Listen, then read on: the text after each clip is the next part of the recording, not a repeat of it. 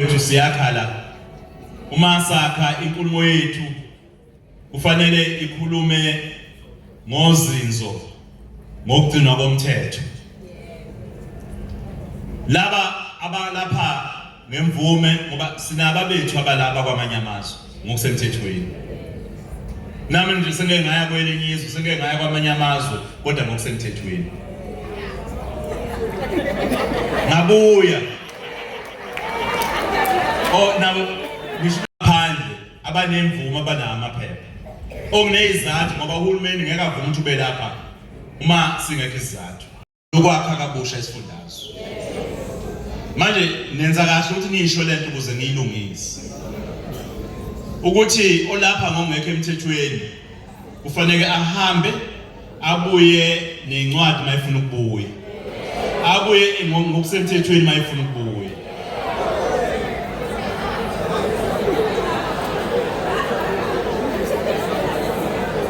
Siqaleke uhlelo namaphoyisa noma affairs. Masibikeliwe ngefemu ebaqashile sathola ulwazi ushinyela be-intelligence kuyo check ule information incredible.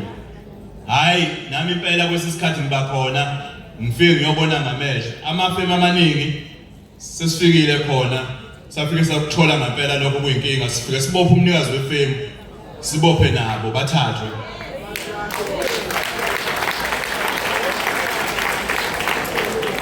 Namhlanje kuseni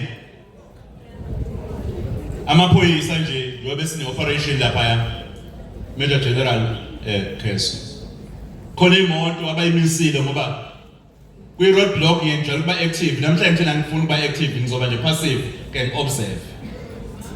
Ngabona ke bayimise imoto insizwa yakhona la ilayishe abathathu abokufika abanamaphepha.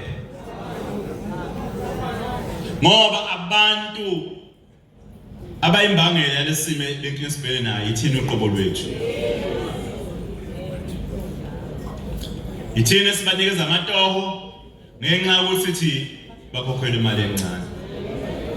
Amaphoyisa kabophe konke abopha umqashi abopha nabo lapho.